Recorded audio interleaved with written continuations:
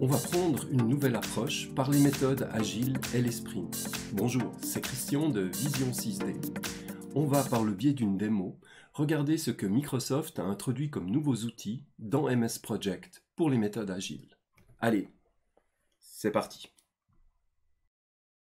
Tout autour de moi, vous voyez des notions de sprint, il y a des tâches avec des user stories. Ici, on a la possibilité de gérer les sprints. Donc, toutes ces choses sont les notions qui sont nécessaires à la gestion de projets agiles. Une fois qu'on va dans la partie fichier, je vais sur Nouveau.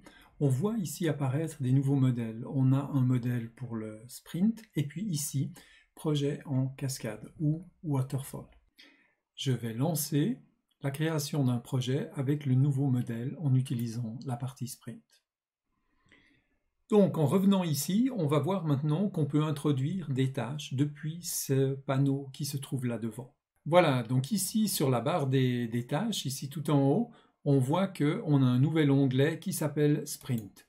Donc si je vais chercher cet onglet, on voit qu'à l'intérieur, ici, il y a différentes choses. Je peux notamment ici, si j'appuie sur Gérer, j'ai la possibilité de gérer des sprints.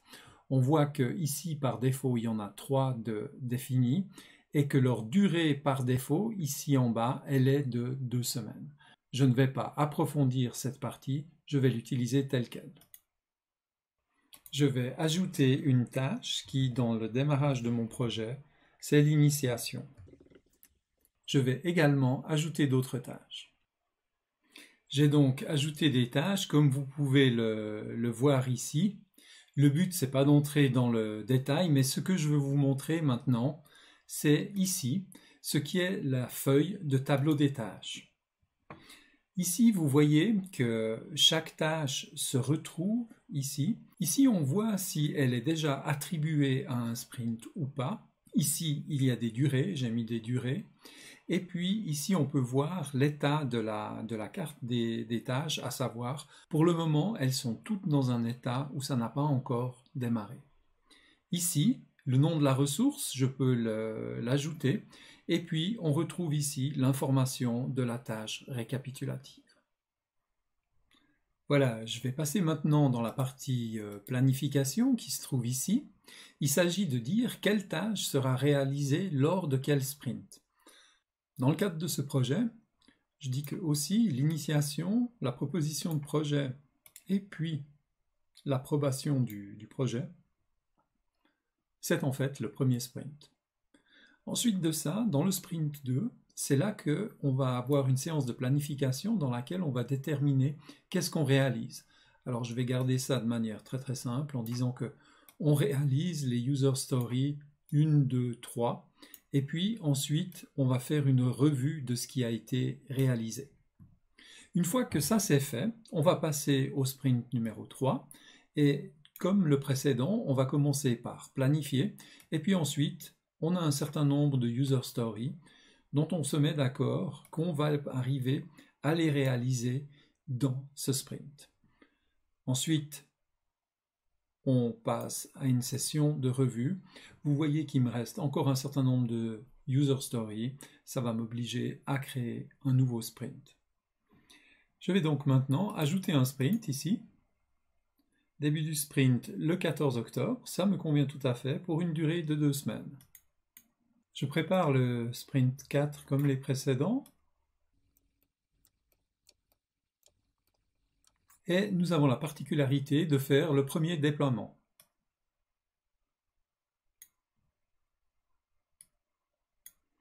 Nos 4 sprints sont donc définis pour le moment. On peut voir ici la feuille de planification dans laquelle on va retrouver chacune des tâches ici et le sprint auquel elle est attribuée. Ensuite, on voit l'état, démarrer ou pas démarrer. On voit ici aussi un certain nombre de tâches qui n'ont pas encore de sprint d'attribuer. C'est ce qui se passe fréquemment dans un projet.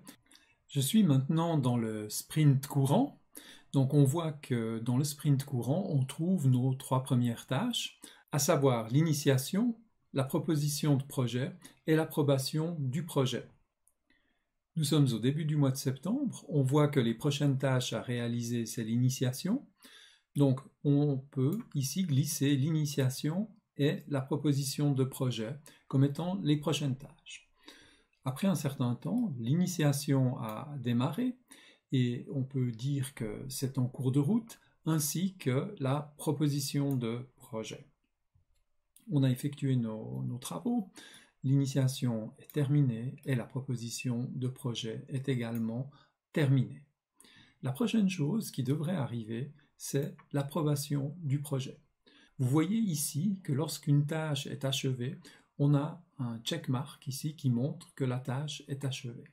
Si maintenant j'allais regarder du côté d'un diagramme de Gantt de notre projet, voir ce qu'il en était, on voit que la proposition de projet a été checkée ici. Donc je reviens au sprint.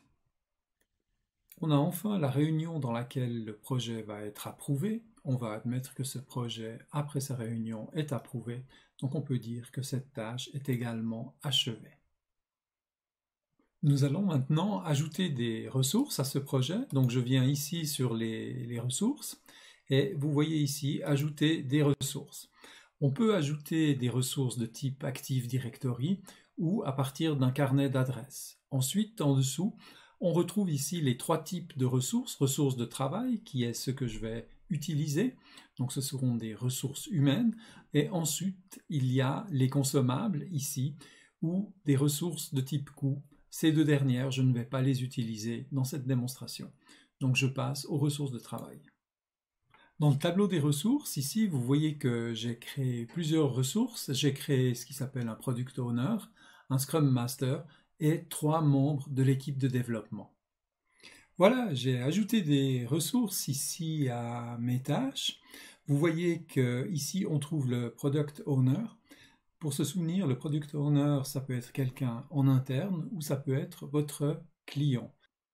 Nous sommes maintenant au début du sprint numéro 2, donc nous avons tout d'abord la planification du sprint. Et dans cette discussion de planification, il a été déterminé que le User Story 1 c'est réalisé par le membre 1 et le User Story 2 par le membre 2 et le User Story 3 par le membre 3.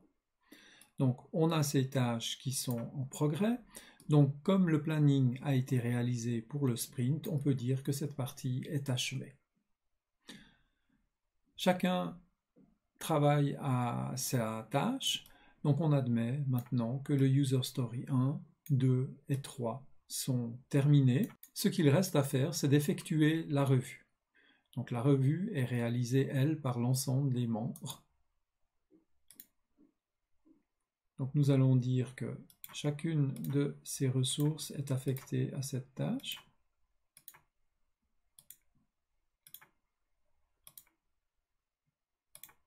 Et finalement, la revue est réalisée et ça peut être achevé.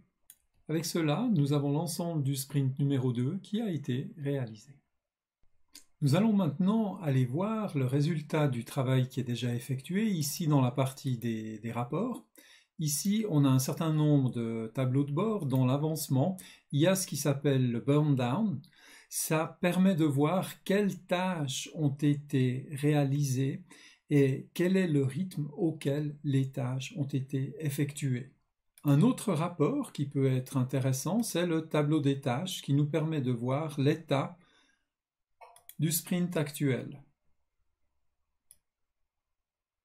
avec l'ensemble des tâches exécutées et par exemple ici, quelles sont les ressources qui sont responsables de quelles tâches.